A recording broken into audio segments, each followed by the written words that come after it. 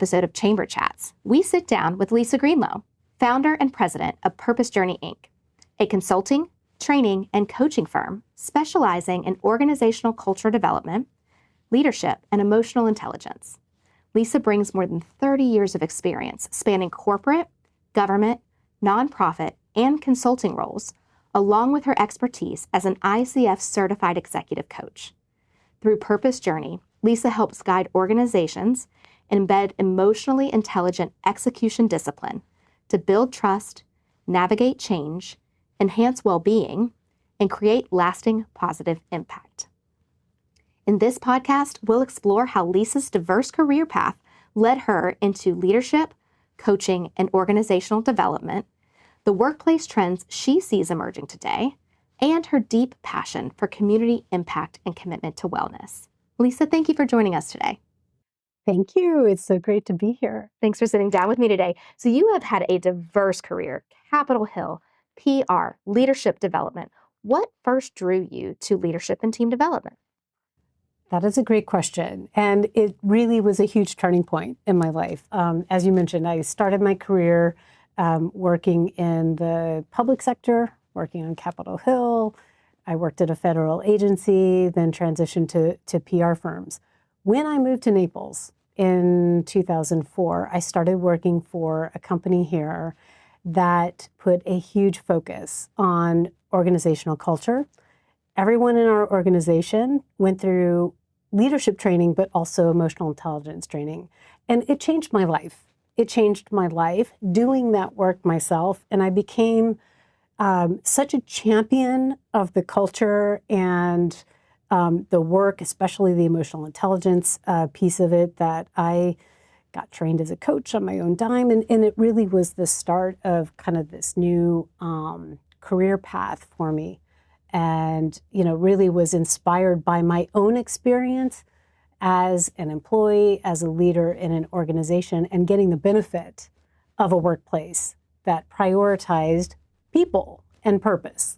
I love that because, I'm sure we've all had opportunities to have experiences in less desirable settings, but I'm sure it's very fulfilling to bring a very healthy work dynamic to your clients. It is. And because I lived it personally and, honestly, the way that I led in my 20s could not be more different than I lead now. And I'm so grateful that I had that so early on, that I was able to make positive changes for myself. Like, I always laugh that, oh my gosh, and not that type A is wrong, or like if you're a D in DISC, it's not wrong, because I still have lots of that in me.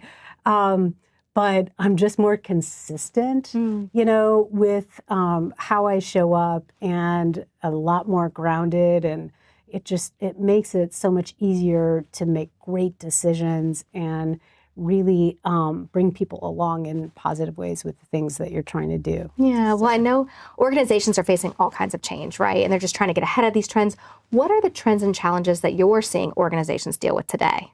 Well, okay, so workplaces are a reflection of really the rest of the world, right? So one thing that I have been leading almost every presentation with to leaders in the past few months is this interesting factoid that came out of Gallup's employee engagement global survey that they do every year.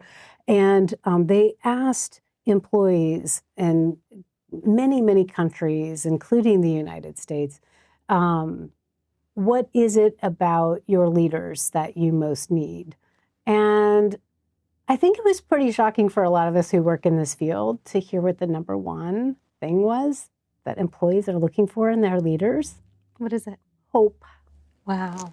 That struck me in the gut so hard. And there were also things like, trust and stability and compassion. Those were like the runners up. But it really just struck me so hard. It's like, that is such a reflection of, I think, what people are just experiencing in life. So to me, the message is, like, the workplace is an opportunity. As leaders, we have an opportunity as business owners, managers, to create a work environment that people want to come to because they feel a sense of purpose, meaning, stability, structure, when everything else might seem like it's going off the rails. Sure. You know, it's so funny how the workplace could be a place of refuge in a way. Who would have thought? Right. But I saw that even in my 20s and 30s, you know, going through, you know, a work environment, being part of a work environment that really had that. But I think we need that now more than ever, you know, helping people to be more resilient, but also, you know, having the expectations and the accountability at the same time. It's both of those things. No, I really, really appreciate that. You know, service and community impact are at the core of your life and your work. Where does the drive come from, and what are some of your most meaningful community partnerships? Yeah, well, first of all, I have to, you know, give a little salute to my mom because I grew up in a family that did volunteer work together. And so I think part of it is in my DNA, but I also had the nurture aspect of that as well. And so I was doing volunteer work at a very young age. When I was in high school, my high school was less than a mile from a radioactive waste site. And I just got involved. I got involved as an advocate and activist. I was passionate about issues as a teenager. And so that has just carried through my whole life.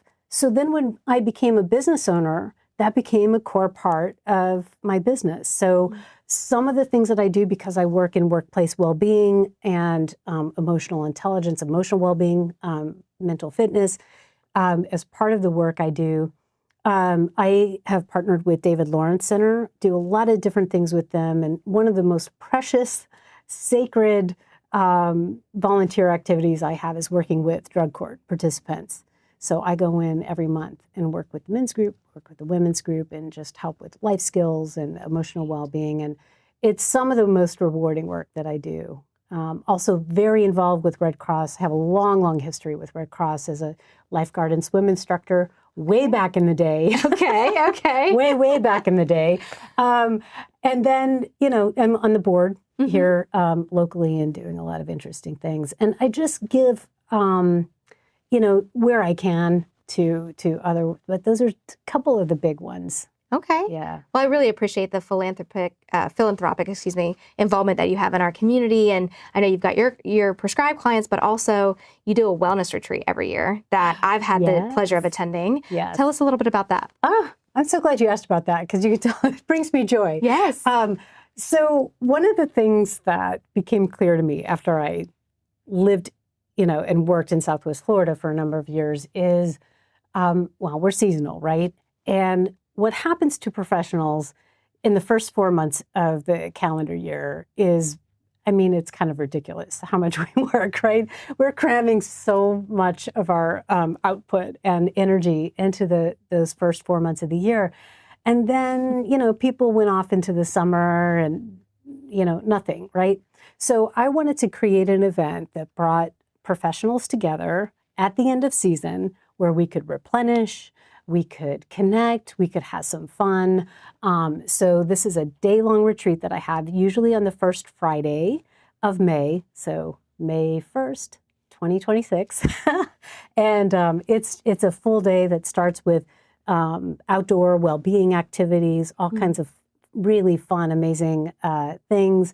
And then we break for lunch, and then Naples Players comes in the afternoon. We do a lot of fun activities, and it's a phenomenal day. And I am so filled by that experience because people sometimes come up to me mid-morning with tears in their eyes, like, I didn't realize how much I needed this. And it's like, that's why I do it. Well, it is such a moment of recharge, right? Pause, celebrate, because it's so many months of dedication here in this very seasonal market.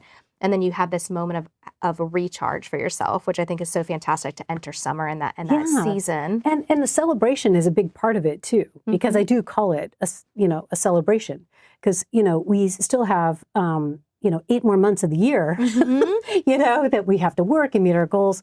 And so often we wait till the end of the calendar year to celebrate our outcomes and accomplishments. And I'm like, no. We got to take a little break here and mark, what we've accomplished and appreciate what we've accomplished to further energize ourselves, I think, mentally and emotionally.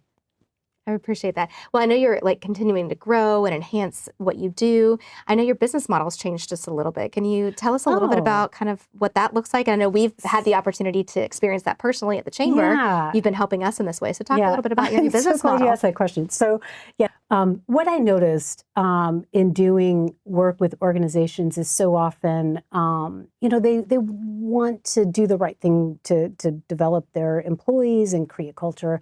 And I think this is true for a lot of consultants. You get brought in for a training engagement. Mm-hmm. And what I was finding happening is there wasn't the follow through, the ability or the bandwidth or the internal expertise to really integrate learnings. So I decided last summer that I was probably not going to do too many just one-off training engagements and really focus on creating offerings that were more meaningful to me and I knew would be way more impactful for my clients. So one of those is the visiting chief of staff engagement, where I actually am embedded in an organization and helping them with a combination of operations, strategy, and culture, and really helping them define, refine their culture and get the right training that they need, support that they need, and coaching. But I don't just leave after that. I'm there and I get to be part of the team for a while and really make sure that by the time I do step away from that engagement, that they're good to go to really sustain the things that we've worked on together. And it's meaningful to me because I love connecting with people and I really love driving great outcomes, that are positive outcomes, but also sustainable.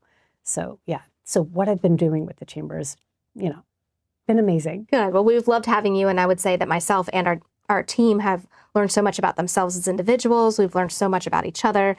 And I'm really excited to watch as we continue to embed those lessons in our day-to-day, how that helps, drive an unstoppable team. To work here on behalf of this community. So I want to say thank you to you for that new model. I think it's going to be really impactful for us. So so talk to me a little bit about your leadership call, your involvement too. So I know you're an alumni of our leadership program. What year were you? 23. Okay. Best in a century. Okay. Well, tell me a little bit about your leadership call. It coincided with the 100th anniversary of Collier County. Okay. So we got to play off the centennial. Like that. So tell me about your experience and why you found that valuable.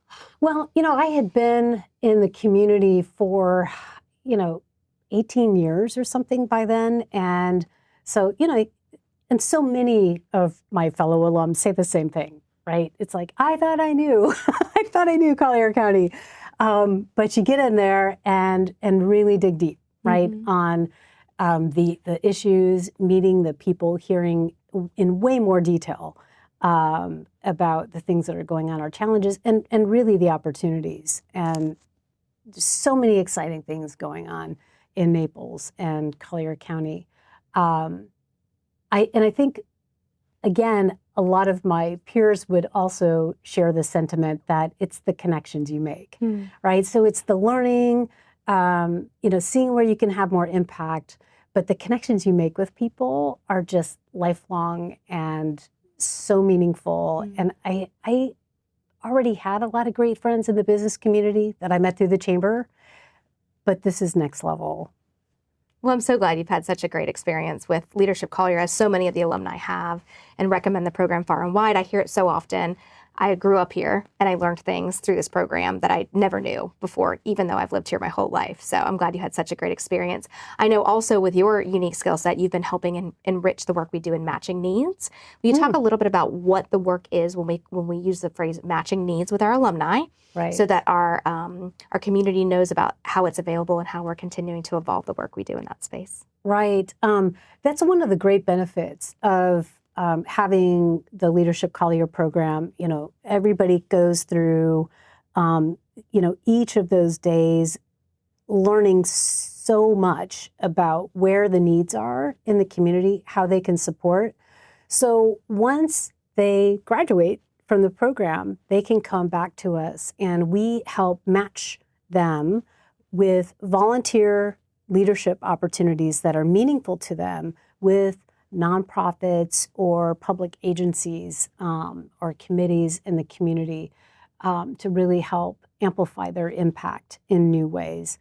And it has been such a joy working on that piece of the chamber business, so to speak, in my role as chief of staff, because I came to it in a very entrepreneurial way. Like, okay, we have this great matching needs program that I learned about 2 years ago. If I were to approach this, as me and my business, what would I do? Yeah. Well, I would work one-on-one with people and really find out, what are you passionate about? What are your career goals? What really stuck out to you about the Leadership Collier program? And so I'm able to have those one-on-one, I call them impact coaching sessions, and we really identify where those most meaningful connections are going to be. And then we bring in our amazing chamber staff to help make those warm introductions to the organizations. And it's like magic. I mean, we've had like close to 100% placement rate, with that program. The only time we haven't placed somebody, using this program is when I kind of realized, talking to somebody, that, maybe, what you want is a little bit, different from a volunteer leadership role. Like, some people were actually looking to be the mentee and not the mentor, because they were already doing so much volunteer leadership stuff. So, and this is part of my client thing. It's like, you don't force something on your client because you got something to sell. It's like you serve what there is in their best interest, and it's just been so much fun. I'm so glad to hear that. Well, we've enjoyed having you, and we're a client of yours, and you are doing so much to help enrich our operation, but you also have been a member of the chamber. Tell me about what your membership experience has been like with the chamber and why you might recommend others consider joining. Yeah, I think I've been a chamber member for probably close to 15 years or so in different capacities, because sometimes I joined as a nonprofit, so I've kind of worn different hats even. But as Purpose Journey founder, I have always looked at the chamber as, I can't say an extension of my team because they're really not working just for me, but sometimes they make you feel that way, which is very special. Anytime I have had a question over the years, they've just always been so fantastic in helping me to really leverage all the benefits that I have as a chamber member. And again, just like with Leadership Collier, it's the connections, and as I always say, you get out of it what you put into it. So, I've always gone to a lot of events, I've gotten involved, volunteered, all of those things. But I don't know that I would have kept going with my business like in the early years had it not been for the chamber. So good. Well, I'm so glad that you found it so valuable. So, Lisa, what are you finding that leaders are coming to you about and needing coaching for? So one thing for sure is training and coaching specifically for managers. We've all heard that statistic, or that factoid that, people leave their bosses, they don't leave their organizations. And there's just not enough training and focus on that level of leader in the organization. So there's been a huge gap in that area. So I love working with teams on all levels, at the leadership level, manager level, and then there's a lot of things that I do for full teams. But my approach is helping teams be both high performing and high functioning. So often, right, we have teams who are really killing it, they're getting results, but there's tons of dysfunction, or there's toxic behavior, or people get along great, but nothing's getting done, or it's not getting done on time, or to the level that they're going to have really optimized impact. So That's, I think, kind of like my sweet spot when I work with teams and organizations, is really help them get very, very clear on the culture and the values that are really going to drive their business, drive their interactions with not just employees, but all stakeholders. And, you know, setting up accountability systems and processes that really drive accountability and all the results that we're looking for, but in a very purpose-driven, compassionate way. Well, I love that because so often someone gets promoted because they're good at the work that they do, but does that Yes. mean that they are equipped with the skills needed to be a leader in the organization? Right. So I'm thrilled to hear that you're bringing that to the Yeah. leaders in our community. Well, Lisa, thank you so much. I've so enjoyed getting to know more about your business. If you're interested in learning more about Purpose Journey, please reach out to Lisa to understand how she can help enhance and optimize your operation. And thank you for all the community impact work you're doing here in Collier County. Thank you. We appreciate you. This has been fun. Thanks. Good. Thank you again to our guests for joining us and for sharing their insights on today's episode of Chamber Chats. If you are interested in sharing your own story and you would like to be featured on a future episode of the podcast, we'd love to hear from you. Reach out to the Greater Naples Chamber to learn more about how to get involved. Thanks for listening, and we'll see you next time on Chamber Chats.